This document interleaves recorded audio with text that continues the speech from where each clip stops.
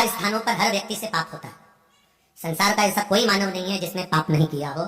चाहे जो मृत्यु लोक में जन्मा है उसने पाप किया है, चाहे आप हो चाहे वो सीवर वाला महाराज, कोई भी पाप कर्म में सब लिखते हैं।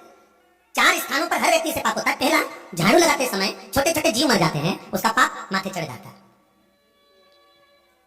श्रीमद् भागवत में ऋषभदेव जी के चरित्र में वर्णन है। दूसरा, अग्नि जलाते समय, अभी ठंड पड़ रही होगी, आग लगा रहे होगे, अग्नि जला रहे होगे, लकड़ी जला रहे होगे, कोयला जला रहे होगे, या घर में कुछ बना रहे होगे, गैस जला रहे होगे, या आपने लाइट चालू करी, अग्नि जलाते समय छोटे छोटे पतंगे, छोटे छोटे जीव जलकर भस्म हो जाते हैं, उसका पाप हमारे माथे पर चढ़ जाता है। 2 जगह हो गई पाप कर्म किया। तुमने पाप इकट्ठा करा कि नहीं करा, थोड़ा बहुत तो इकट्ठा हुआ होगा। कभी तो बल्ब जलाया होगा, बल्ब जलाया होगा तो पतंगा जला होगा, पतंगा जला होगा तो उसका पाप हमारे माथे चढ़ा होगा। तुमने गैस जलाया होगा तो चीटी भी उस गैस में चली गई होगी, कोई जीव चला गया होगा, कोई छोटे छोटे कण चले गए होंगे, तुम्हें मालूम नहीं, हमको मालूम नहीं, पाप कर्म तो हुआ है। तीसरा, कपड़े धोते समय, स्नान करते समय, बर्तन धोते समय, पोछा लगाते समय, पानी वाले स्थान पर भी हम गए और हमने कुछ कर्म करा तो उसमें भी छोटे छोटे जीव मर गए, उसका पाप माथे चढ़ गया। 3, और चौथा है, हम चलकर कदम रखकर जहां भी जाते हैं अपने पांव के नीचे ना जाने कितने जीव मर जाते हैं, उसका पाप माथे चढ़ जाता है। 4 स्थान पर हर व्यक्ति के पाप की गठरिया बंधी होती है, व्यक्ति के मस्तक पर पाप बंधा होता है। शिव महापुराण की कथा में, श्रीमद् भागवत में श्री ऋषभदेव जी महाराज ने भी एक सदीत्र वर्णन करते हुए कहा कि पाप प्रत्येक व्यक्ति के मस्तक पर चढ़ा हुआ है। ऐसा कोई संसार में जन्मा ही नहीं जिसके मस्तक पर पाप नहीं। कोई कह रहे ऐसा संसार में आने के बाद कि मैंने कोई पाप ही नहीं किया। मृत्यु लोक में आए हो तो पाप कर्म मस्तिष्क पर चढ़ता ही है। इसीलिए शायद कहा, गुरु की करनी गुरु भरेगा, चेला की करनी चेला, और उड़ जाएगा हंस अकेला। तो कर्म तो भोगना है। पहले ही कथा में कहा, किसी से मत डरो। तुम सुन लो जरा, जितने आस्था पर सुन रहे हो, किसी से मत डरो। घर के बड़ों से मत डरो, माता पिता से मत डरो, किसी से मत डरो। तुम शास्त्र और वेद से नहीं मत डरो, मंदिर के भगवान से नहीं मत डरो, तुम तो साधु सन्यासी तपस्वी साधक उपासक से नहीं मत डरो तुम तो।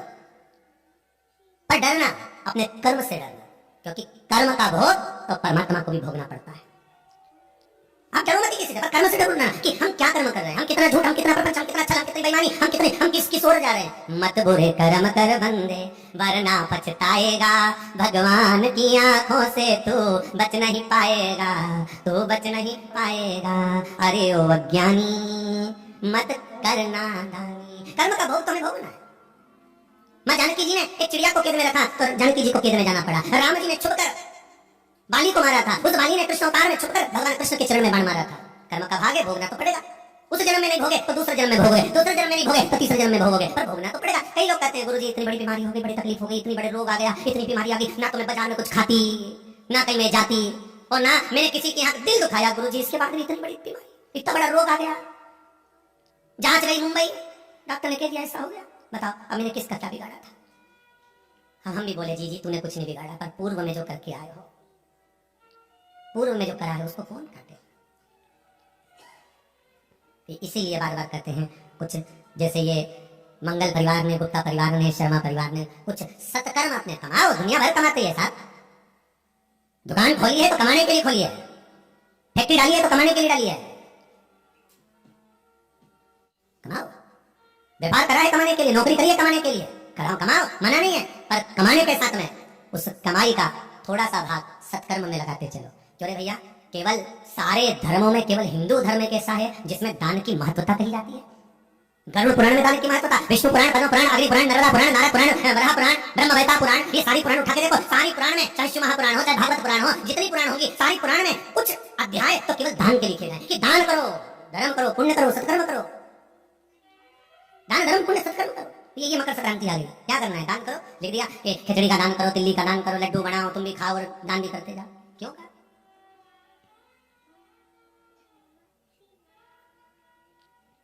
धर्म करते चलो, बस केवल एक हिंदू धर्म में लिख दिया कि दान की महत्वता है, दान करना है, सत्कर्म, कमाना भी है, परिवार को चलाना भी है, पर कमाते कमाते उसमें जो पूंजी हमारे पास में आए, हमने जैसे एकत्रित करा उसमें से थोड़ा सा पुण्य भाग दिया। उसी तरह हमारी जो ये 21,600 श्वास प्रतिदिन जो निकल रही है, इन 21,600 श्वास के आकलन में थोड़ा सा शिव नाम, थोड़ा सा प्रभु का नाम, थोड़ा सा भगवान का नाम लेते चलिए। जैसे जैसे घड़ी का कांटा पहुंचे, 1 बजे एक कल राम, 2 बजे दुलारे राम, 3 बजे त्रिलोकीनाथ, 4 बजे चतुर नारायण, 5 बजे परमेश्वर, 6 बजे छबीले राम, 7 बजे सत्यनारायण, 8 बजे अंठेश्वर, 9 बजे नागेश्वर राम, 10 बजे दशरथ नंदन, 11 बजे गिरधारी, 12 बजे बद्री नारायण। घड़ी का कांटा पूरा हो गया। जब लो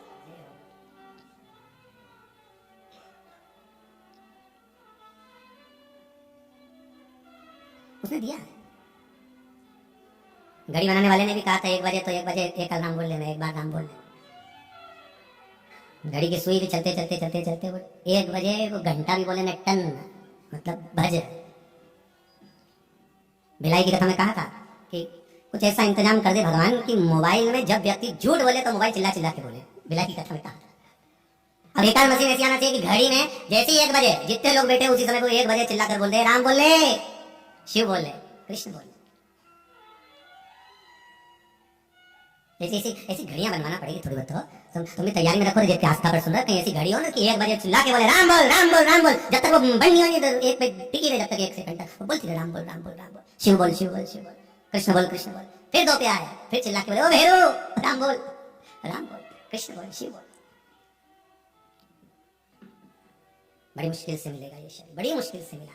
और एक बार चला गया ना, सुन लो रे भाई आस्था वालों, सुन लो जितने सुन रहे हो मोबाइल पर हो, ये बड़ी मुश्किल से मिला है। केवल क्रीम और पाउडर लगाने के लिए नहीं है, इसमें सत्संग का क्रीम पाउडर लगाना है हमको। इतना रस्तक तो इसमें भर देना है कि भगवान भी सोचे कि कितनी कथा सुनता है, कितना स्मरण करता है, कितना शिव मंदिर जाता है, कितना लोटा भजन चढ़ाता है, कितनी बेलपत्र चढ़ाता है, कितना शंकर का भजन करता है, कितनी भक्ति में डूबी रहती है। जब कथा चालू हो टीवी के सामने 1 बजे कथा में बैठी, 2 बजे कथा में बैठी, 3 बजे कथा में बैठी, इतनी भक्ति तो भगवान भी पार्वती जी से कह दे एक बार झांक के देख ले नीचे भजन करने वाले, पार्वती से शिव कह दे कि एक बार झांक कर देख लो तुम। और सत्य कहे ना तो प्रत्येक सोमवार को शिव मंदिरों का जो नजारा होता है ना वो देखने लायक होता है।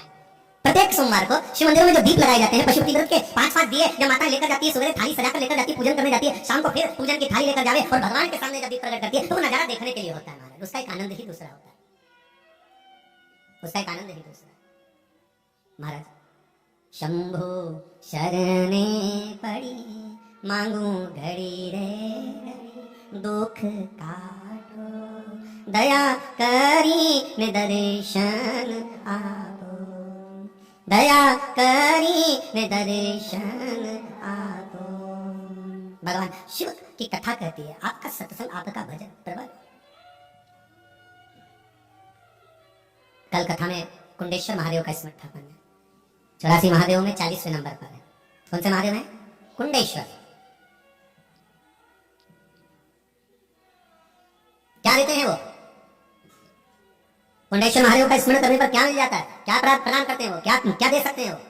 तो कहा कुंडेश्वर महादेव जीवन की प्रसन्नता प्रदान करते हैं। शिव बाबा की कथा में कल कथा में कहा था 2 जगह पर मेरे शंकर के चेहरे पर स्माइल आ जाती है, मेरा शंकर मुस्कुराने लगता है। 2 जगह पर मेरे शिव, मेरे उग्रगामी, मेरे त्रिकालदर्शी, मेरे शंकर 2 जगह पर मुस्कुरा देते हैं। एक कुंडेश्वर महादेव के स्थान पर चंदन वन में, महाकाल वन में, और दूसरा नंदन वन में, काशी में, ज्ञानवापी। ये 2 जगह है।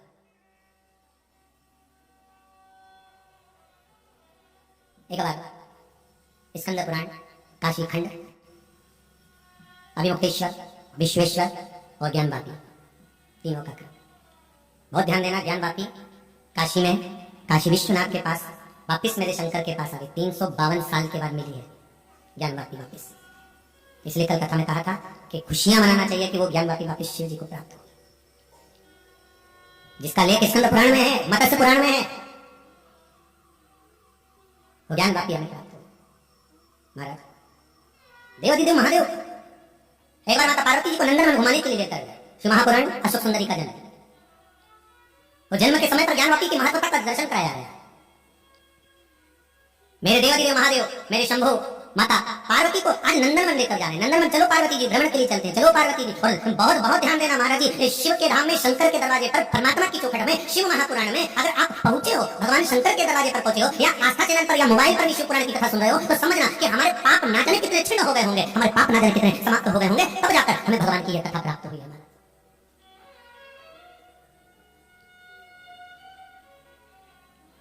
बहुत बहुत पाप कटते हैं तब जाकर मुख से भगवान का नाम निकल पाता है।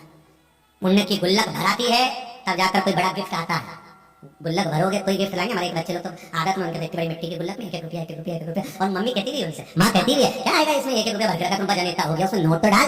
नोट डालता तो उसमें सामान बड़ा गिफ्ट आ जाता, नोट डालता तो आता, तो चिल्ला चिल्ला 1 1 रुपया 2 2 रुपया इकट्ठा करा, उसमें क्या आएगा।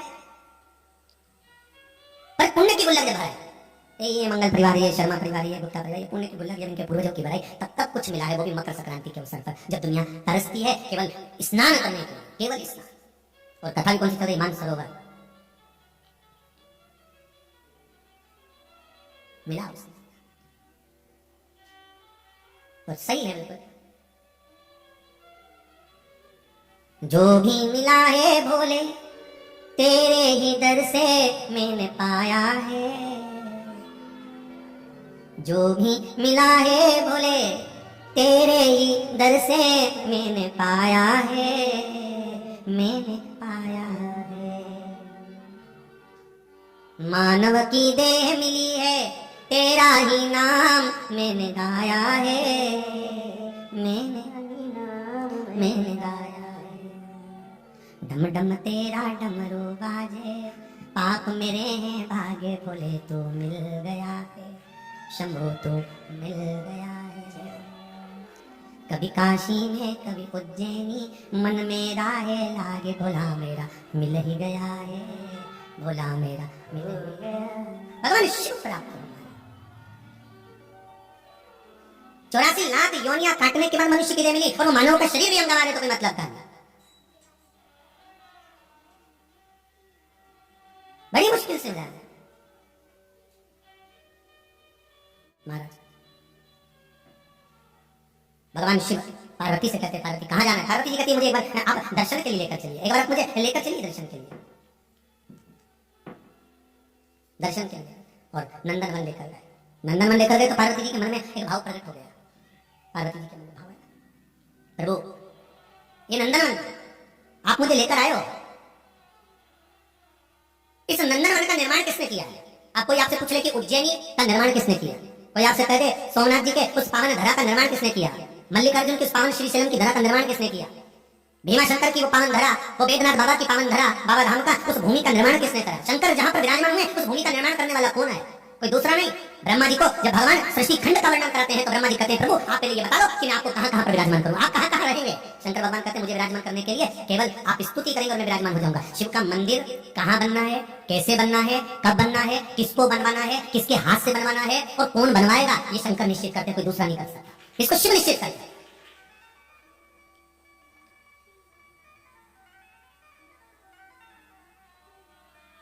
इसको कोई दूसरा निश्चित नहीं करता, इसको शिव निश्चित करता है।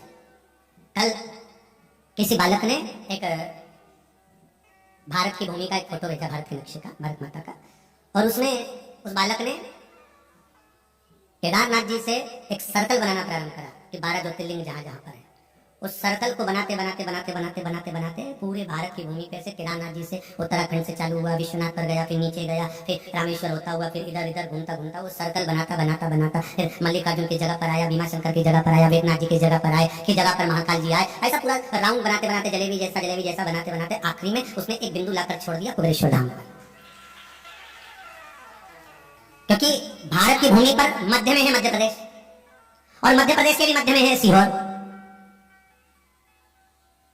ये सीहोर जो जिला है मध्य प्रदेश के भी मध्य में है, और उसके मध्य में बाबा को मंदिर बनवाना था। मतलब सारे बिंदु आंकड़े लगाने के बाद में उस बिंदु को होगा। तो कल उस बच्चे ने जो फोटो भेजा है और बिल्कुल सटीक सटीक जगह उसने बनाया कि यहाँ केदारेश्वर उत्तराखंड में इस जगह पर, यहाँ पर विश्वनाथ जी, यहाँ पर ये रामेश्वर जी, और यहाँ से आगे गए तो ये जो जो स्थान उसमें बताए गए हैं जहाँ जहाँ हमारे प्रदेश का वर्णन किया गया उसमें हर जगह का, और आखिरी में ले जाकर बिंदु पर छोड़ दिया कुबेरेश्वर धाम को। तो हमने खुद आशीष से आशीष गजब का चित्र बनाया है, और इसका आंकलन करा जाए तो बिल्कुल सत्य निकला कि यहाँ विश्वनाथ है, यहाँ सोमनाथ है, यहाँ मल्लिकार्जुन है, यहाँ केदार है, जहाँ प्रदेश है उसी हिसाब से उसने बनाया, आखिरी में लाकर कुबेरेश्वर छोड़ दिया। मतलब शंकर को निश्चित करना था कि कुबेरेश्वर धाम शिव को बनवाना ही था और शंकर को यहाँ विराजमान होना ही था, ये सिद्धता थी। अंतिम बिंदु वहां लाकर उसने छोड़ दिया। और बिंदु शिव कथा चल रही है, देखिए कितनी कृपा होगी, अंदाजा लगाइए। कथा के यजमान थे मंगल परिवार गुप्ता परिवार, पर आदरणीय पंडित जी ने फोन करा आशीष जी के पास में, हो गया तो फोन पर पंडित जी बोले कि हमारे यजमान है और ब्राह्मण परिवार है, ऑस्ट्रेलिया निवास है, उनका परिवार शिव महापुराण की कथा करवाना चाहता है और उनका मन है शीघ्र करवाएं, और कोई कथा हो तो उसमें हम भी शामिल हो जाए। देखो बाप, अब इससे अंदाजा लगाना कि बाबा को कराना था, और ब्राह्मण देवता को उसको बीच में निमित्त लाना था। ये बाबा की कृपा है। ब्राह्मण देवता को उसको निमित्त बीच में तो उनको लेकर आना था कि ब्राह्मण देवता के मुख से निकलना और ब्राह्मण देवता का निमित्त बन जाना।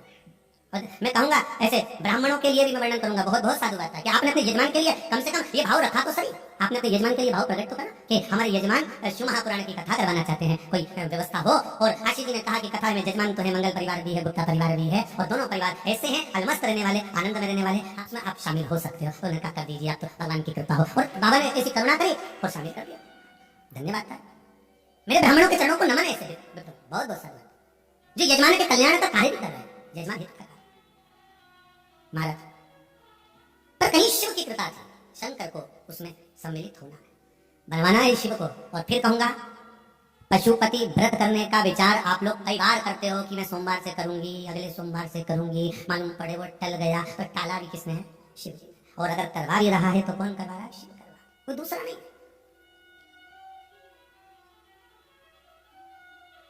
आप संपूर्ण अपना भार शिव को दे दो, भगवान को दे दो। जैसे मैं विचार करना कि पांडवों के जीवन में कितना कितना दुख आया होगा। जो पांडव बचपन में पैदा हुए और मालूम पड़ा उनको जहर दे दिया, जहर देकर समुद्र में पटक दिया भीम को। जरा विचार करिए, शादी हो गई, धर्म पत्नी आ गई द्रौपदी, कितना दुख मिला होगा। 5 पतियों की पत्नी बनना पड़ा। और बचा कुचा था तो वनवास हो गया, घूमते रहो। और बचा कुचा था तो उस द्रौपदी के चीर को खींचा गया। और बचा कुचा था तो लाक्षागृह में आग लगवा दी। और बचा कुचा था उन पांडवों के जीवन में तो उनके 5 पुत्र सोए हुए थे, उनको तलवार से कटवा दिया। उसके बाद भी द्रौपदी के सामने अश्वत्थामा खड़ा हुआ है और भीम करा मार दे द्रौपदी। और द्रौपदी के मुख से शब्द निकलता है, इसको मैं नहीं मारूंगी, मारने वाला तो मेरा द्वारकानाथ बैठा है। जवाब अपने को नहीं देना, अब शब्द अपने को नहीं कहना, आड़ा तेरा बोल अपने को नहीं बोलना, बोलने वाला तो वो बैठा हुआ है, मैं नहीं मारूंगा।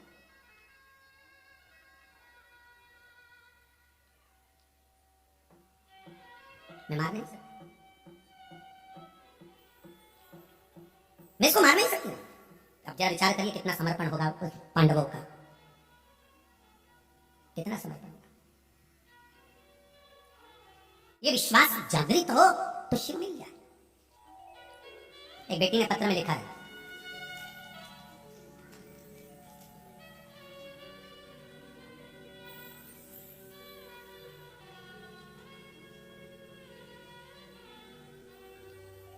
बेटी ने नाम तो नहीं दिया पर लिखा है भोलेनाथ की पुत्री।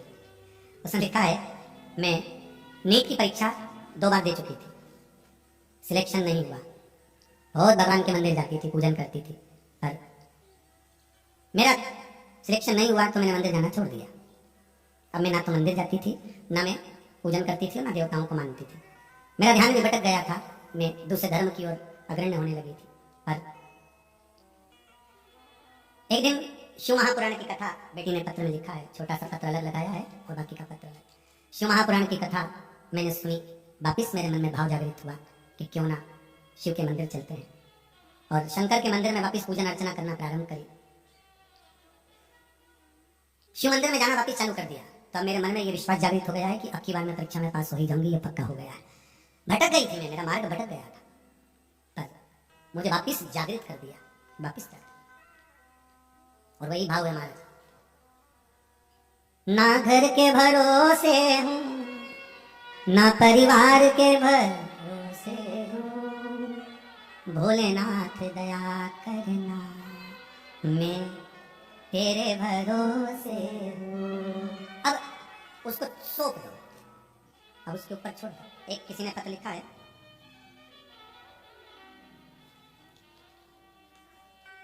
वंदना त्यागी हैं, नोएडा पानीपत से हैं।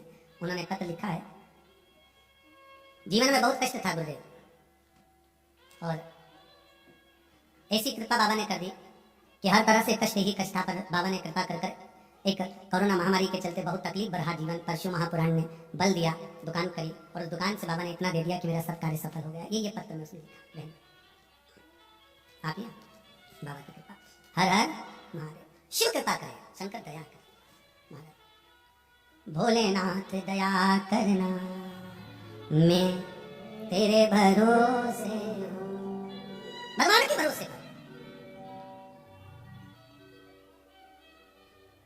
शिव के भरोसे पर। और मैं तो एक बात कहूंगा, मेरा पूरा भारत की भूमि, पूरा विश्व मेरे शिव के भरोसे पर है, मेरे शंकर के भरोसे पर है। देखो कितना विचित्र, शंकर अगर नहीं साधते, पिछली बार कोरोना महामारी में कितने लोगों के प्राण चले गए। इसलिए शासन प्रशासन सत्य है कि आप मुंह पर मास्क लगाएं, हाथ को बार बार सैनिटाइज करते रहें, भीड़ वाली जगह पर ना जाएं, ये प्रशासन कर रहा है। और एक बात समझने वाली बात है कि भगवान शिव आपके साथ हर पल हर घड़ी हर क्षण है, ये कैसे अंदाजा लगा सकते हो? आप कैसे जान सकते हो कि भगवान आपके साथ में हर पल चल रहा है, हर घड़ी चल रहा है, हर क्षण चल रहा है? आप अंदाजा कैसे लगा सकते हो? वो अंदाजा लगाने का एक तरीका है, जरा अंदाजा लगाइएगा। अभी आज अखबार में पढ़ा कि वो उन मिनिस्टर को कोरोना हो गया, फिर पढ़ा कि उनको कोरोना हो गया, फिर उनको पढ़ा उनको कोरोना हो गया। आज अखबार में आया कि मंगेशकर को भी कोरोना हो गया, फिर उसमें पढ़ा कि वो मंत्री को भी हो गया, फिर आया कि संतरी को भी हो गया। मालूम पड़ा इतने वीआईपी जिनके कमरा में कोई घुसे नहीं, तो कोरोना कैसे घुस गया? समझने वाली बात है। जिनसे मिलने के लिए कोई नहीं घुसे, वो जज ने, वो मिनिस्टर ने, उसको इतना कोरोना हो गया, उनको हो गया, पर इनके यहाँ कोई घुसे नहीं तो कोरोना हो गया। और पूरे ये मजदूर वर्कर बेचारा धूप में खड़ा झाड़ू लगा रहा है, पोछा लगा रहा है, हॉस्पिटलों में लोग काम कर रहे हैं, मेरे नगर पालिका नगर निगम वाले मजदूर वर्ग, झाड़ू लगाने वाले, अन्य कर्म करने वाले, स्वीपर काम करने वाले जो लोग हैं वो लगे सेवा में, कितने सेवा कर रहे हैं। और जो मजदूर बेचारा काम करने वाला वो काम कर रहा है। अब ईमानदारी से बोलना, वो दूसरों के भरोसे होंगे, पर जो दिन रात निष्कपट भावों से जनमानस की सेवा कर रहे हैं वो भोले के भरोसे होंगे, ये पक्का है। वो शिव के भरोसे। फिर वही वाली बात आ गई, ना घर के भरोसे हूं, ना परिवार के भरोसे, भोलेनाथ दया करना, मैं तेरे भरोसे। और जो शिव के भरोसे रहा, आया समय पिछली बार कोरोना महामारी में दरवाजे के पास तक कोरोना महामारी फैल गई, सोसाइटी तक आ गई, बिल्डिंग तक आ गई, पास में फ्लैट तक आ गई, तुम्हारे घर तक आ गई, ना जाने परिवार के ना जाने कितने लोग कोरोना में बीमार भी पड़े, ऐसा नहीं कि नहीं पड़े, पर उसके बाद भी श्री शिवाय नमस्तुभ्यं या पंचाक्षर मंत्र ओम नमः शिवाय या महामृत्युंजय मंत्र आप जपते रहे, शंकर का भजन करते रहे, एक लोटा पानी शिव को चढ़ाते रहे, बेलपत्र समर्पित करते रहे। आई बीमारी दरवाजे तक आई, घर तक आई, घर में भी एक आध व्यक्ति बीमार पड़ा, पर गया भी हॉस्पिटल भी, सब कुछ हुआ, कहीं कहीं के तो जाना भी नहीं पड़ा, भोलेनाथ जी ने वही ठीक कर दिया। और ये शिव है। इसमें एक लाइन और जोड़ लो तुम भजन में, ना हम इनके भरोसे हैं, ना हम उनके भरोसे हैं, जिनके भरोसे दुनिया, हम उनके भरोसे। बस संसार हम उसी के भरोसे पर, जो जिसने जन्म दिया है, जिसने पैदा किया है, जो माता के स्तनों में दूध दे सकता है हमारे बचपन में, वो हमारा हर पल ध्यान रख सकता है। द्रौपदी ने कहा कि घबराना नहीं, 5 पुत्र मर गए, तो लोगों ने कहा तेरे 5 बेटे मरे, किसी का एक बेटा मर जाए, ढाई रोए, और तू रोई नहीं रही है द्रौपदी। किसी का बेटा मर जाए तो बाप रोए, ये पांडव नहीं रो रहे, इनके पुत्र मर गया। जिसका पोता चले जाने दादी रोए, ये कुंती नहीं रो रही, बेटा पोता चले गए, तुम रो क्यों नहीं रहे? तो द्रौपदी ने कहा रोए काहे को, जिसने दिया था उसी ने लिया है, कुछ अच्छा ही सोचा होगा, काहे को चिंता करना। क्या किसको रोइए, चादर टांग के सोइए, आग लगे बस्ती में अपन रहो, मस्ती में रहो, घर के अंदर भगवत भजन करो, स्मरण करो, कीर्तन करो। कौन कहता? हम फिर निवेदन करेंगे, अपने घर में रहकर शिव महापुराण की कथा सुनो, मत आओ कुबेरेश्वर धाम में। किसी ने कहा गुरुजी सारी दुनिया में तो कथा हो रही है, सारी दुनिया में कथा चल रही है, फिर आपको कुबेरेश्वर धाम आने के लिए मना चल रही होगी, पर लोगों की दृष्टि सारे 12 ज्योतिर्लिंग के दर्शन करके केंद्र कुबेरेश्वर धाम है, तो सबकी दृष्टि का केंद्र भी तो इसलिए निवेदन है, तुम तो दादा अपने अपने घर में रहो, 1 बजे से 4 बजे तक आज तक चैनल खोलो, चैनल पे कथा सुनो, गाड़ी चला रहे हो तो मोबाइल में ही सुन लो, और जैसा तुम्हें समय मिले वैसा सुनो। जब शाम के फ्री हो जाओ तो शाम के सुन लो, रात के फ्री हो जाओ तो उनको ठीक लगे तो रात को सुनो, जिजियो नहीं तो उनकी गाली सुनो, उससे अच्छा है। पर कथा स्मरण संकीर्तन सुनो, और फिर एक निवेदन कहेंगे, जो बताया जाता है वो बने तो करो, नहीं बने तो शंकर का नाम जपो, श्री शिवाय नमस्तुभ्यं ओम नमः शिवाय, अपने नीच प्रपंच में करो। जितना आए नहीं उतना करो, जो नहीं आए उसको छोड़ दो। एक बेचारी बहू ने पड़ोसन के यहाँ जाके पूछ लिया क्यों तिल्ली का लड्डू कैसे बनाते हैं, तो पड़ोसन ने कहा पहले सेक लो फिर बना लो। वो बेचारी ने सेकने पड़ी, उसको क्या मालूम था, उसने तो वजह देखा था कि हवन में काली तिल्ली डलती है, तो इसने कहा ऐसी कैसी करना है, तो सेक सेक के उसको काली कर दी। अब इसने तो तिल्ली को काली करा था, सास ने इसको पीली कर दी। तो विचार शिव कथा कह रहे हैं, भगवान के स्मरण में, भगवान के चिंतन में, भगवत भजन में चित्त लगे। नंदन बन जा रहे भगवान, बनाया किसने वन को, महाकाल वन किसने बनाया, महाकाल बाबा ने। नंदन किसने बनाया, नंदन वन भगवान शिव ने, शंकर का बनाया, शिव ने बनाया। महाराज तेरा ही दिया मैंने खाया पिया है, तेरा शुक्रिया है, तेरा शुक्रिया है, कोई दूसरा नहीं बनाने वाला है, वो उसी में बनाया। भगवान शिव ने कहा पार्वती चलो मैं तुम्हें नंदनवन लेकर जाता हूँ। तो पार्वती ने नंदनवन जाते समय एक प्रश्न और खड़ा कर दिया कि बनाया किसने? शिव जी कहते हैं इसको बनाने वाला कोई था। जहाँ पर काल अधिपति भगवान शंकर बैठते हैं, जहाँ शिव बैठते हैं, उस भूमि को भगवान शंकर ही बनाता है। शिव मंदिर बनाने वाला भी शंकर है, मंदिर में जाने वाला भी शंकर है, बिठाने वाला भी शंकर है। हम तो केवल एक निमित्त मात्र हैं, आप और हम केवल निमित्त।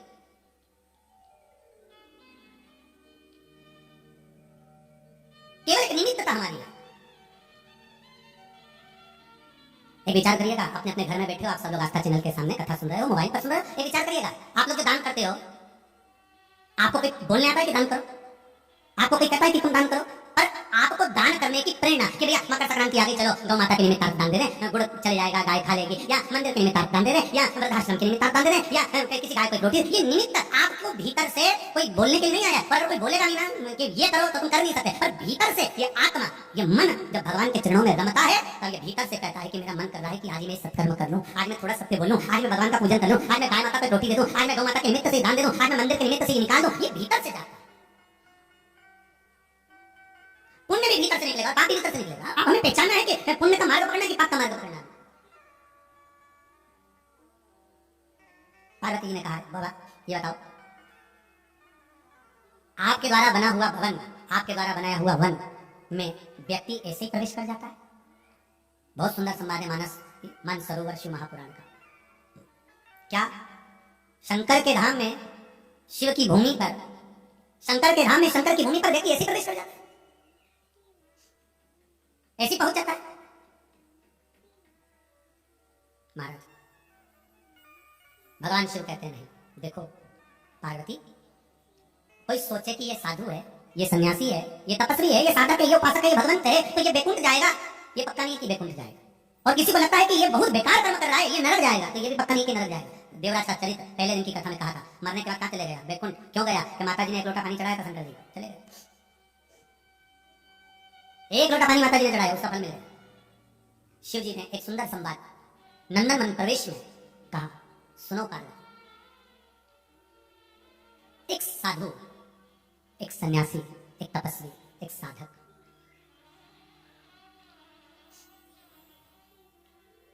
पार्वती एक साधु, एक सन्यासी, एक तपस्वी, एक साधक सारी जगह पर भ्रमण करने के बाद एक गांव में, एक नगर में आ गया, और नगर में वो एक नीम के पेड़ के नीचे अपना झोपड़ा बनाकर, अपना डेरा बनाकर रहने लगा। पार्वती जिस नीम के पेड़ के नीचे वो रह रहा था, सामने ही उसके एक वेश्या का भवन था। उस वेश्या के भवन को किसी ने आकर संत से कह दिया, आप जहां रह रहे हो आपके सामने वेश्या का भवन है। संत ने कहा मुझे क्या करना, मुझे तो राम नाम से मतलब, कृष्ण नाम से मतलब, शिव नाम से मतलब, मुझे वेश्या के भवन से क्या करना। संत लगे, अब संत माला जपते जपते माला की कोठरी को निकाले और एक पत्थर उठा के पास में रख ले, फिर एक पत्थर उठाए, फिर पास में रख ले, फिर पत्थर उठाए, फिर पास में रख ले। अब तो एक दिन में 25, 30 पत्थर संत के झोपड़े में, उनके पास में, जहां धुनी रमा रहे थे, माला पकड़ के जहां चिमटा रखा धुनी रमाए, उसके पास में पत्थर का ढेर लगता गया। पत्थर का ढेर इतना हो गया, धुनी नीचे, पत्थर ऊंचे। एक दिन वेश्या को मालूम पड़ा कि सामने संत रुके, साधु है कोई, तपस्वी है कोई, चलो चलते। गई वेश्या ने जाकर संत को प्रणाम करा, गुरुदेव आप मेरे भवन के सामने हो, कल्याण हो गया मेरा, कृपा कर दी बाबा ने मेरे पर, बड़ी दया कर दी गुरुदेव, बड़ी करुणा कर दी आज बाबा ने मुझ पर। इतने में संत ने कहा, ए वेश्या, ये तुझे पत्थर का जो ढेर दिख रहा है ना, ये कोई साधारण पत्थर का ढेर नहीं है, तेरे जैसी दुनिया में कोई पापन नहीं हो सकता, तेरे जैसी दुनिया में कोई पापी नहीं हो सकता। ना जाने कितने पुरुषों का जीवन बर्बाद कर दिया तूने, तेरे घर में जितने पुरुष प्रवेश करते थे, मैंने गिनती इतने लगा लिए ढेर, जब जब पुरुष तेरे घर में जाते थे एक पत्थर उठा कर रखते जाता था, काउंट कर, जोड़ कि कितना पाप करा होगा तूने, कितने पत्थर ढेर लगे, कितना पाप करा तूने, ये ढेर लगा हुआ तेरे पापों का, ये तेरे पाप है, ये तेरे पाप करने इतना ढेर लगा हुआ, देख रहे ये ढेर लगा तेरे पास, बहुत बड़ी पापन है तू, भुगतेगी तू, नरकी तू, तेरे को तेरे कर्म का भोग भोगना पड़ेगा, तू पापी है। वैश्या ने गुरु के चरण पकड़िए, गुरुदेव मुझे क्षमा कर दो, मुझे क्षमा कर दो गुरुदेव, गलती हो गई, क्षमा कर दीजिए गुरुदेव, क्षमा कर दीजिए, क्षमा करो गुरुदेव। गुरुजी ने कहा कभी क्षमा नहीं कर सकते, तेरा पाप कभी नहीं कर सकता, तू पापन है, रहेगी और मरने के बाद तुझे नरक जाना पड़ेगा, निकल जाएगा। वैश्या की आंख में जल भर गया, घर गई, घर जाकर आज खूब रोई और रोते रोते भगवान से विनती करी, भोलानाथ बाबा, बाबा, माम्बे, जगदम्बे, हे भवानी माँ, गलती हो गई, क्षमा कर दो। रोती जाए, प्राश्चित करती जाए, भगवान के सामने गिड़गिड़ाए, मैं पापी हूँ, मैंने पाप किया है, बहुत बेकार हूं मैं, बहुत पाप कर्म किया है, बाबा मुझे क्षमा करो, भोलेनाथ मुझे क्षमा करो, परमात्मा मेरी दया करो, भगवान मेरे को क्षमा करो, क्षमा करो, क्षमा करो, क्षमा करो। भगवान को याद करती करती करती करती करती करती उसके प्राण छूट गए, प्राण छूटे और छूटते ही इतनी देर में बैकुंठ से विमान आ गया और इसको लेकर बैकुंठ चले गए। बैकुंठ, वैश्या कहां चली गई? वैश्या तो बैकुंठ चली गई, साधु जी, सन्यासी जी, जो तपस्वी जी बैठे थे, उनकी भी अवस्था हो गई, उनका भी आज अंतिम समय आ गया, वो भी मरे, यम के दूत सामने खड़े थे। साधु ने कहा मैं संत हूं, मैं साधु, मैं सन्यासी, मैं तपस्वी, मैं साधक, मैं उपासक, मैं भगवान का भजन करता हूं, तुम कौन हो? यमदूत। तो संत ने कहा, साधु ने कहा, यमदूत मेरे लिए तो बैकुंठ से विमान आना चाहिए, मेरे लिए तो भगवान विष्णु के पास आना चाहिए, मेरे लिए शंकर के घर आना चाहिए, और तुम मेरे को लेने आए? यमदूत का काम क्या मेरे पास में? नहीं। यमदूतों ने कहा तुम्हें तो नरक भोगना पड़ेगा, और एक नरक नहीं 94 नरकों में जाकर भोगना पड़ेगा तुमको। साधु कहते में सन्यासी, में साधु, में तपस्वी, में साधक, मेरे बराबर संत कोई नहीं हुआ और तुम मुझे नरक ले जाओ। इतने में यमदूतों ने कहा हमसे मत बोलो, चित्रगुप्त महाराज से बोलना। चित्रगुप्त महाराज को बुलाओ। चित्रगुप्त महाराज को बुलाया। वो जीवात्मा कहती है कि मैंने कभी गलत नहीं किया, तो फिर मुझे नरक क्यों भोगा जा रहा है? चित्रगुप्त जी महाराज ने कहा तुम साधु होकर, संत होकर, सन्यासी होकर, तपस्वी होकर दूसरे के अवगुणों की गिनती लगा रहे थे। साधु को क्या चाहिए? संत को क्या चाहिए? साधक को क्या चाहिए? भगवान के भजन करने वाले भक्त को क्या चाहिए? एक विद्वत जन को जो विद्वत्ता में परिपूर्ण हो उसको क्या चाहिए? जो भगवान की अविरल भक्ति में डूबा हुआ हो, भगवान के भजन में डूबा हुआ उसको क्या चाहिए? दूसरे के अवगुण नहीं गिनना हमको, हमें दूसरे के गुण गिनना कि उसमें क्या गुण होगा, उसमें गुण कौन सा है, ऐसा कौन सा गुण मिल गया उसको कि भगवान उसका हो गया। हमें उसके गुण गिनना है और हम अवगुण गिनना है। हम साधु होकर, हम तपस्वी होकर, हम संत होकर, हम इतने विद्वान होकर, हमने कितना विद्वत्ता धारण करी है और हम दूसरे के अवगुण गिनना है। साधु कहता है मुझे तो बैकुंठ जाना था, नरक क्यों? क्योंकि तुमने अवगुण गिना है। मां बैठकर तुम माला जप जरूर रहे थे, पर एक एक पत्थर उठाकर तुम अवगुण गिन रहे थे कि उसके घर में कितने गए, कितने गए। हमारी भी आदत हो गई ऐसी, संसार के कई लोग ऐसे हो गए वो केवल दूसरे के घर का अवगुण ही गिनते हैं। कहां से आ रहा है, हराम का कितना आ रहा है, कौन क्या कर रहा है, उनका बेटा कहां गया, उनकी बहू कहां गई, उनके रिश्तेदार कहां गए, उनके नातेदार कहां गए, उन्होंने क्या बोला क्या नहीं बोला। विद्वान से विद्वान होकर भी हम अगर दूसरे के अवगुण निकाल रहे हैं तो हमारे लिए स्वर्ग का रास्ता नहीं खुला है, हमारे लिए स्वर्ग नहीं, हमारे लिए स्वर्ग का रास्ता नहीं खुला है।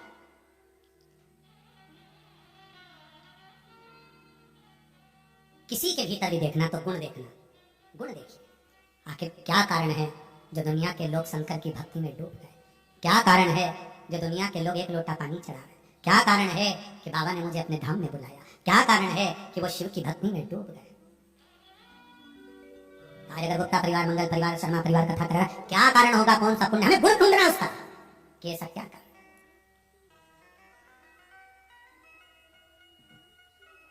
पर कई लोग तो ऐसे हैं कि वो गुण ही कहा बोले तुम्हें नरक भोगना पड़ेगा। साधु, साधु कहता है मैं तपस्वी, मैं साधक, मैं उपासक। फिर वही वाली बात आ गई, भला किसी का कर न सको तो बुरा किसी का मत करना, फूल नहीं बन सकते तो तुम कांटे बनकर। अरे अच्छा कर सकते हो तो करिए, श्रेष्ठतम कर्म कर सकते हो तो करिए, भगवत भजन कर सकते हो तो करिए, किसी के गुण ढूंढ सकते हो तो ढूंढ लीजिए, अवगुण का नहीं ढूंढना है।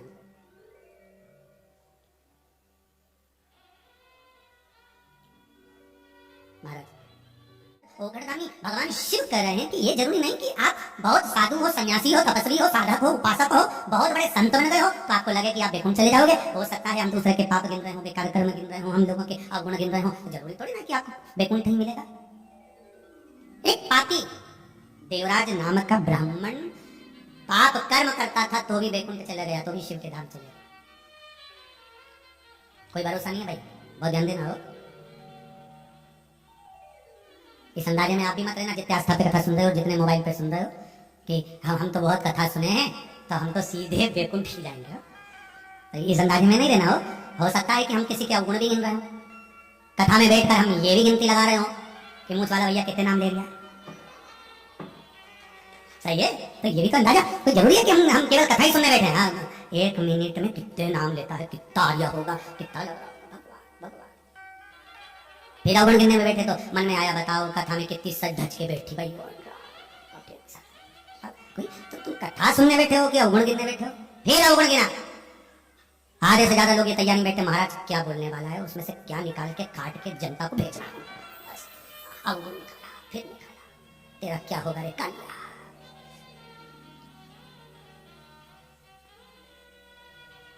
एक दीवार कोरेश्वर धाम की बाहर से देखोगे तो बहुत बड़ी है, एकदम बड़ी दीवार। उस दीवार पर हम ये लिखने वाले, तेरा क्या होगा रे कान्या। मंदिर में प्रवेश करो, उससे पहले पढ़ लो कि सत्कर्म करना। हम ये ना सोचे कि हम बहुत विद्वान हैं, हम बहुत विद्वान हैं तो विद्वान हो गए तो हम अवगुण छाटेंगे, हम अवगुण छाटेंगे तो हमको नरक भेज रहे हैं, अपने आप को नरक भेज रहे हैं। हम कुछ गुण छाटना भगवान की भक्ति को। कितना कितना लोगों ने छाटा, राम जी महाराज को तक नहीं छोड़ा, सीता जी का परित्याग करना पड़ा। बचा कुचा था द्वापर में, इन्हें त्रेता में कर लिया था तो छोड़ देते, पर द्वापर में भी नहीं छोड़ा। भगवान कृष्ण पर चोरी का इल्जाम लगा, भगवान को चोर बना दिया कि मणि चुराई। अब इसके घर में, द्वारका नाथ के घर में क्या कमी होगी, पर कह दिया इसने मणि चुराई। अरे एक मणि चुरा के क्या करेंगे भगवान? विचार कर महाराज। भगवान से कहा करो, कैसे तारोगे ओ भोले, कैसे तारोगे हमारा अवगुण भरा शरीर, प्रभु जी कैसे तारोगे। चल ना करें किसी के साथ, कपट ना करें किसी के साथ, किसी की अवगुण ना गिने। गिनना है तो गुण गिने कि भगवान की भक्ति कैसे हो रही है, भजन कैसा हो रहा है, स्मरण कैसा हो रहा है, शिव नाम कैसे जपना है, श्री शिवाय नमस्तुभ्यं का मंत्र जाप कैसे करना है, पशुपति व्रत कैसे करना है, भगवान भजन कैसे करना है, नाम जाप कैसे करना है, हमें अपने बच्चों को संस्कारवान कैसे बनाना है, ये गिने।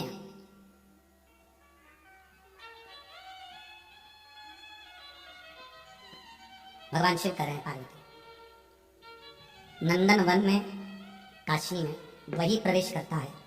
इस नंदन वन में, मेरे धाम में, चाहे केदारेश्वर हो, सोमेश्वर हो, मल्लिकार्जुन हो, भीमा शंकर हो, त्र्यंबकेश्वर हो, वैद्यनाथ हो, नागेश्वर हो, महाकाल हो, भगवान शिव करें पार्वती मेरे धाम में व्यक्ति वो प्रवेश करता है जिसके पाप जलकर भस्म हो गए होते हैं, तब वो भस्म के रूप में मेरे इस सुंदर वन के अंदर प्रवेश कर पाता है। बस और होते एक व्यक्ति को मालूम पड़ा कि किसी से मांगो चाहे मत मांगो, एक व्यक्ति को मालूम पड़ा कि बहुत सुना है मैंने शंकर जी के बारे में कि शंकर जी से मांगो। वो शंकर जी के मंदिर चले गए। जो शंकर भगवान के मंदिर गया, शंकर जी के पास गया, शंकर जी की मूर्ति थी, शिवलिंग था। उसने जो भगवान शंकर के मंदिर में गया और शंकर जी के मंदिर में गया और वापिस लौट के आ गया, शंकर जी उसके पीछे पीछे गए। क्या हुआ? शिव जी ने पूछा किससे? जो मांगने आया था उससे। अरे क्या हुआ? इतने में वो चिल्ला के बोला कुछ नहीं हुआ। तो मंदिर काय को आया था? तो क्या मैंने बहुत नाम सुना था कि भगवान से मांगने जाना है, तो फिर मांगना मेरे से। भगवान कह रहा है शंकर जी खुद कि जब मंदिर तक आया है तो मुझसे मांग। तो भक्त बोला क्या मांगो, तुम्हारा तो खुद कपड़े नहीं है, खुद तो नग्न बैठे हो दिगंबर बनकर, कपड़े हैं नहीं और मांगने की कह रहे, घर का ठिकाना नहीं है। मंदिर में देखा तुम्हारे भक्त शंकर जी से कह रहे, तुम्हारे मंदिर में देखा एक तरफ राम जी बैठे, एक तरफ कृष्ण जी बैठे और एक तरफ तुम बैठो पार्वती के साथ। राम और कृष्ण को देख लो कितने सुंदर सुंदर आभूषण पहन के, मुकुट सब लगा के बैठे, और तुम्हें जरा सी शर्म नहीं आई? मतलब नग्न बैठे हो और किसी ने कह दिया कि शंकर जी से मांगने जाओ। तुम्हारे पास तो खुद नहीं है। भोलेनाथ जी बोले अरे तू बोल तो सही, तुझे चाहिए क्या, तुझे चाहिए क्या, तू बोल तो एक बार। शंकर भगवान ने कहा तू बोल। भक्त बोले कि मेरे को कुछ दिखे तो मांगू, तुम्हारे पास कुछ होए तो मांगू। शंकर भगवान बोले ये कली काल है, जिसका झोपड़ा छोटा होता है माल उसी के झोपड़े में ज्यादा होता है। तुझे क्या मालूम? ये जितनी बड़ी बड़ी बिल्डिंग नजर आती है, अटारियां नजर आती है, इनके अंदर जाके देखो कहीं नहीं मिलता। तो झोपड़े में वो कितना सुंदर भाव का है। कहते हैं प्रेम से प्रभु छिलके भी खा गए, कहते हैं प्रेम से प्रभु छिलके भी खा गए, शबरी के झूठे बेर भी खाते रहा करो, दर्शन इन्हें बावरे दर्शन दिया करो, भक्तों के घर भी सांवरे आते रहा करो, दर्शन इन्हें बावरे दर्शन दिया करो। भगवान करे अरे तो तू जान जरा, राघव जी क्यों सबरी के दरवाजे पर गए थे, मेरे भगवान क्यों करवा के आ गए थे? जितना सुख अटारी में नहीं, महलों में नहीं है, उतना सुख भगवान कहते हैं झोपड़े में, उतना सुख झोपड़े में। इसलिए समझ आया था, ये एक मैसेज पढ़ा था, उस मैसेज में लिखा हुआ था, एक टीचर ने बच्चे से घर की परिभाषा पूछी कि जिसमें तुम रहते हो उसकी परिभाषा बता, तो उसने बता दिया जिसमें ज्यादा हवा चले वो हवेली, जिसको बगल वाले का भी ध्यान नहीं वो बंगला, जिस कि दीवार में कान वो मकान, और जिसकी किस्त जमा कर करके व्यक्ति लेट जाए वो फ्लैट। समझ गए? किस्त जमा कर करके जो लेट जाए वो फ्लैट। टीचर ने कहा बैठ जा, अब हमें नहीं पूछना मकान की परिभाषा, नीचे। तो यहाँ भगवान की बहुत बड़ी हवेली, और भगवान सोचे कि भगवान उसमें आएगा या नहीं। नहीं, भगवान तो कहते हैं प्रेम से प्रभु छिलके। महाराज मत दुर्योधन के 56 भोग रखा था, इतना सारा पकवान रखा था खाने को, वो खा लेगा, पर नहीं, मेरा द्वारकानाथ गया, मेरा द्वारिकाधीश, मेरा ठाकुर, मेरा कानूड़ा, मेरा कन्हैया वहां विदुर जी के घर गया। कहते हैं प्रेम से प्रभु छिलके भी खा गए, कहते हैं प्रेम से प्रभु छिलके भी खा गए, शबरी के झूठे बेर भी खाते रहा करो, दर्शन के नैन बावरे दर्शन दिया करो। कितना शुद्ध भाव होगा था। भगवान पाना चाहता है, भगवान पाना चाहता है। एक बात आपको कहें, हृदय की है, दिल की बात है। जो हृदय से कथा सुन रहा होगा ना, उसको ध्यान में होगा। हम रोज कहते हैं आपको बलेश्वर धाम में मत आओ, अभी कोरोना गाइडलाइन का पालन करो। उसके बाद भी कोई आ जाता है, अभी कथा के हॉल में तो परमिशन है नहीं किसी को भी, इसलिए आप लोग जो जजमान परिवार है वही यहाँ दिख रहा है, पर ये गेट तो लग जाता है, खिड़कियां भी लग जाती हैं, दरवाजे भी बंद हो जाते हैं, पर वो दरवाजे के पीछे कुछ 2-4 लोग बैठे रहते हैं, वो भी सुनते हैं, तो हृदय को कछोटता है। बड़ा बड़ा दुख होता है सत्संग से किसी को दूर करना। पर हम करवत निवेदन करेंगे हाथ जोड़कर, अपने घर में रहकर, आस्था चैनल पर। और कितनी बड़ी बात है साहब, आस्था चैनल सारे गांव गांव, नगर नगर, शहर शहर में आता है, सारी टीमों पर चलता है। उसके बाद भी 48 से 50,000 लोग, 60,000 लोग मोबाइल पर कथा सुनते हैं, उसके लिए आपको धन्यवाद देता हूं, बहुत बहुत धन्यवाद। ये आपका विश्वास, आपकी दृढ़ता, आपका भरोसा, शिव के प्रति आपकी अटूट श्रद्धा है, शंकर के प्रति, शिव के। और बाबा से यही निवेदन करूंगा, बाबा बस भरोसा मत तोड़ना इनका विश्वास मत टूटने देना। मांगो, बहुत धनपति किया नहीं। भगवान शिव ने अपने भक्त से कहा, तुझे दिख रहा है मुकुट पहने, तुझे दिख रहा है बंसी रखे, माना, पर मेरे पास में कुछ भी नहीं है, पर फिर भी लोग भजते हैं मुझे, भजते हैं। महाराज रामचरितमानस में भी राम जी महाराज ने कहा, भावी कितनी भी कठोर हो, उसको अगर टालने वाला कोई हो सकता है तो वो महादेव हो सकता है।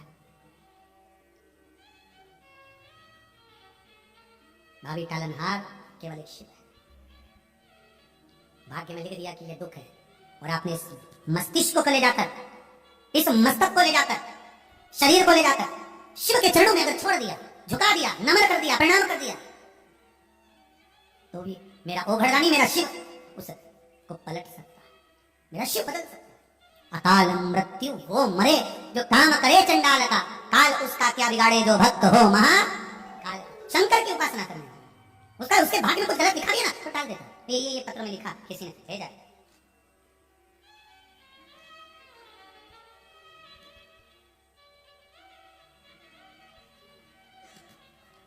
आकाशवाणी पटना की तरफ से, पटना की आकाशवाणी की तरफ से समस्त परिवार की ओर से नमन, श्री शिवाय नमस्तुभ्यम।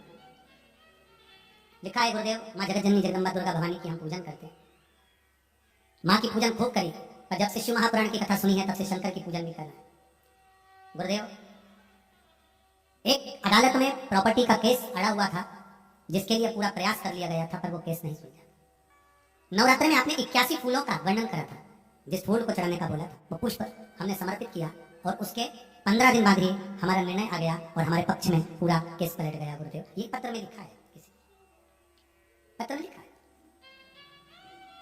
जय भोले, जय शिव शंकर, श्री शिवाय नमस्तुभ्यम। अर्थात विश्वास अगर पक्का है, भरोसा अगर दृढ़ है, और शिव के चरणारविंद का रसास्वादन अगर आप कर रहे हो, शंकर पर विश्वास कर रहे हो, भले शिव को आपको लगेगा शंकर जी के पास में क्या होगा, खुद कैलाश पर निवास करते हैं, भस्मी रमा कर बैठते हैं, जटाजूट बांध कर बैठते हैं, गंगा मस्तक पर चढ़ी होती है, स्वयं के पास में बेलपत्र है, धतूरा है, रंगी शृंगी भंगी आदि आदि गण है, पर शिव जी के पास में क्या नहीं है, सारे भाग्य को पलट सकता है मेरा भोलेनाथ, मेरा विष्णु। वो काशी में एक टेबल पे एक लड़का भस्म बेच रहा था, शिव जी की चढ़ी हुई भस्म। एक अंग्रेज आया, उसने पूछा क्या है भस्म, ओ उसने लिया। इसकी एक्सपायरी डेट कब की है?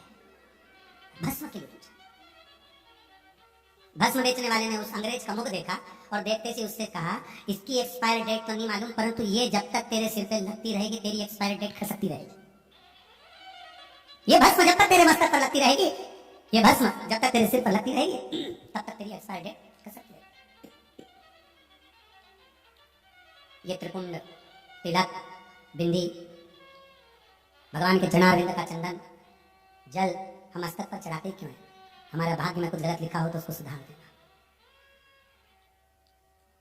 शंकर जी का चरणामृत शिव मंदिर में से जल लिया, नैनों पर लगाते ही क्यों हैं? देखा है आप लोगों ने? आप लोग भी लगाते होंगे, जितने आस्था पर सुन रहे, जितने मोबाइल पर सुन रहे, शिव मंदिर में जाते होंगे, जल चढ़ाते होंगे, आंखों पर लगाते होंगे। क्यों लगाते हैं? किस लिए लगाते हैं? कि जिस दर्शन को मैंने करा है, जिस दर्शन को मैं कर रहा हूँ, जिस दर्शन को मैं कर रही हूँ, जिस भाव से मैं भगवान का दर्शन कर रही हूँ, उस भाव से मैं जो भगवान का दीदार कर रही हूँ, दर्शन कर रही हूँ, वो भगवान का दर्शन का सुख मेरे नैनों में समा जाए, मेरे नैनों में समा जाए, और वो दर्शन मुझे नित्य होता है। नंदनवन से भगवान शिव पार्वती को लेकर नंदनवन की ओर गए। पार्वती मैया बैठी और पार्वती मैया ने शिव जी से कहा, प्रभु ये वन कौन सा है? भगवान कहते नंदनवन। नंदनवन का मतलब है जहां आनंद की सारी सुखता प्राप्त हो जाए, जो मांगो वो मिल जाए, वो नंदनवन। काशी में ऐसा क्या है? क्या है काशी में? तो कहा काशी अभिमुक्त नगरी है। अभिमुक्त का मतलब होता है जो आया वो मुक्त हो गया। काशी में मरने के बाद व्यक्ति प्रेत योनि में नहीं पड़ता। काशी में मरने के बाद व्यक्ति का जन्म वापस नहीं होता। काशी में मरने के बाद उसको नरक का प्राण नहीं भोगना पड़ता। अभिमुक्त है ये, नंदनवन है, महाकालवन, नंदनवन। ये भूमियां ऐसी हैं जिस भूमि पर प्राण छूट भी जाए तो फिर जन्म नहीं है। नंदनवन में भगवान शिव कह रहे हैं, पार्वती यहाँ पाप क्षीण हो जाते हैं, पाप समाप्त हो जाते हैं, तब जाकर कोई जीव यहाँ पहुंच पाता है। शंभो शरणे पड़ी, मांगू घड़ी रे घड़ी, दुख कारो दया करी ने दर्शन। तब शिव के द्वार पे पहुंचता। नंदनवन में पार्वती जी पहुंच रहे। पार्वती जी जैसी नंदनवन में पहुंची, माता पार्वती जी नंदनवन में पहुंचते ही भगवान शिव ने कहा, पार्वती मुझे देव कार्य से कहीं जाना है, आप रुकोगी यहाँ? पार्वती जी कहती हैं, रुक तो जाऊंगी पर अकेली करूंगी क्या? महाराज मौन होकर माता पार्वती बैठी। शिव जी ने कहा, सामने जो वृक्ष है, इस वृक्ष से जो तुम मांगोगी तुम्हें प्राप्त हो जाएगा। महाराज ज्ञान की जो गोदड़ी होती है, ज्ञान का जो कलश होता है, ज्ञान का जो जल होता है, उससे आप दुनिया की सारी चीजें प्राप्त कर सकते हैं। हम बच्चों से, आपसे पहले भी कहा, आज फिर कहते हैं, कर्म करोगे तो फल तो मिलेगा। भगवान गीता में भी करें कि कर्म प्रधान है, कर्म करना पड़ेगा। केवल तुम कहो कि हम लोटा भर पानी चढ़ाएंगे और उससे सब कटेगा, हमारा पूर्व का कर्म उससे कटेगा, जो बेकार कर्म है वो कट जाएगा और भगवान राह खोल देगा। पर थोड़ा बहुत तो कर्म करना पड़ेगा ना, थोड़ा बहुत तो कर्म मनुष्य को करना है। बेलपत्री चढ़ाओ, धतूरा चढ़ाओ, जल चढ़ाओ, विश्वास रखकर चढ़ाओ, पर कर्म करते हो। और फिर एक और बात ध्यान रखना, वो कहते काल करे सो आज कर। मैं 15 दिन के बाद में मुहूर्त निकलेगा तब दुकान खोलूंगा, 20 दिन के बाद जब मुहूर्त निकलेगा तब ऐसा करूंगा। भगवान कहते हैं मुहूर्त का इंतजार करता रहेगा और तेरा मुहूर्त आ गया तो, अगर मान लो तेरा मुहूर्त आ गया तो हमें मुहूर्त का इंतजार करना। यहाँ तो शिव कथा कह रही है 7 दिन। लोग कहते ना, मंगलवार तेरा है, शनिवार तेरा है, लो संभालो बालाजी परिवार तेरा। यहाँ तो 7 बार मेरे भगवान के हैं। बार बनाए किसने थे? शंकर जी ने। नक्षत्र किसने बनाया? शिव जी ने। घड़ी किसने बनाई? शंकर जी ने। पल किसने बनाया? शंकर जी ने। जब सब कुछ शिव ने बनाया है तो शंकर को गलत बनाएंगे क्या? सब कुछ उसका। हाँ, अगर हम गलत चीज ले आते हैं, गलत चीज उठा लाते हैं, गलत चीज धारण कर लेते हैं तो दुख तो होता है। जैसे गंडकी नदी के अंदर शिला होती है जिसको शालिग्राम जी कहते हैं। ठीक है, जितने लोग सुन रहे हैं जरा ध्यान से सुनो। गंडकी नदी के अंदर जो शिला होती है उसको शालिग्राम जी कहते हैं।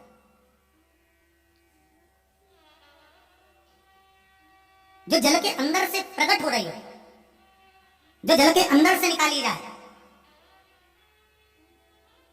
जो जल के अंदर से प्रकट हो रही हो, जो जल में तर बतर रही हो, वो शालिग्राम जी की शिला है। और अगर जल के बाहर पड़ी हो, जल के साइड में पड़ी हुई हो, और देखो जल के अंदर शिला है और जल के बाहर भी शिला है, ये भी पाषाण वैसा ही दिख रहा है, ये भी पाषाण वैसा ही दिख रहा है, ये भी स्वरूप ही दिख रहा है, वो भी स्वरूप ही दिख रहा है, बस अंतर इतना है जो जल के अंदर है वो शालिग्राम भगवान है, वो मेरे शालिग्राम जो जल के अंदर है, और जो जल के बाहर है उनको शालिग्राम जी भगवान कहेंगे क्या? नहीं। पर कई लोग ऐसे होते हैं कि जो गए गंडकी नदी का दर्शन करने के लिए, गंडकी नदी का आनंद करने के लिए, दर्शन करने के लिए, स्नान करने के लिए, और मन में आया कि एक काम करें शालिग्राम जी। अब शालिग्राम जी नदी के अंदर से तो निकाल नहीं पाए क्योंकि ठंडा पानी का हाथ तक अंदर नहीं डाल, तो इन्हें कहा बाहर जितने पड़े ये भी तो शालिग्राम जी उठा के ले चलो। पर दोनों में अंतर है। जो जल के अंदर से शालिग्राम जी लेकर आए हो वो ताप को हर लेता है। क्या करता है? वो ताप को हरता है, और जो बाहर पड़ी हुई शिला तुम उठाकर लेकर आए वो ताप प्रदान कर देती है। दोनों में अंतर।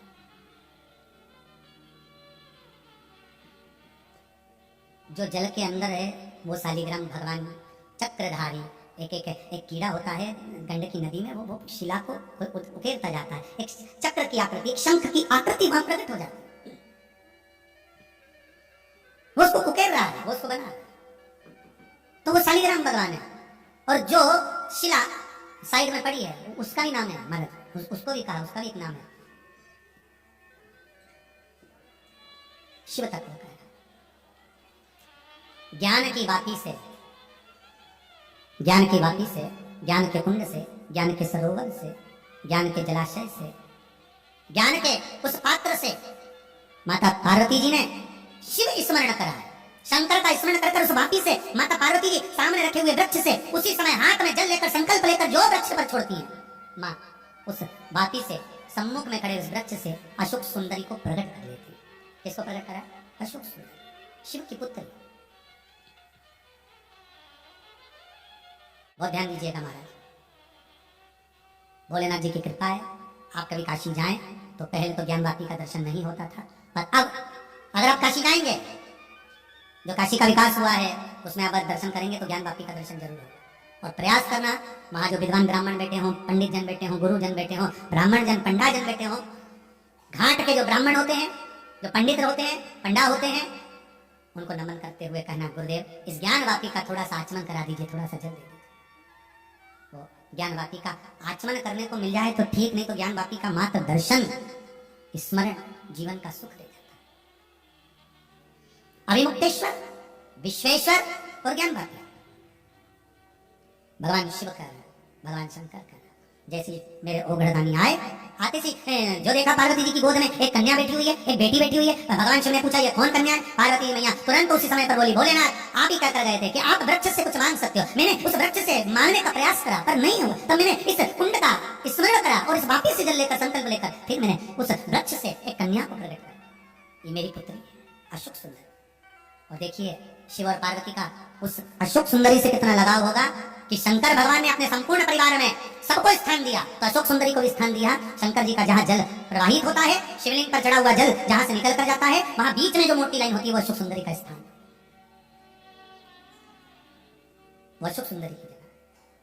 महाराज शिव कथा कहे, समय आया भगवान शंकर का विवाह माता सती के साथ हुआ था, और सती मैया कुंभज बाबा के यहाँ कथा सुनने के लिए गई थी।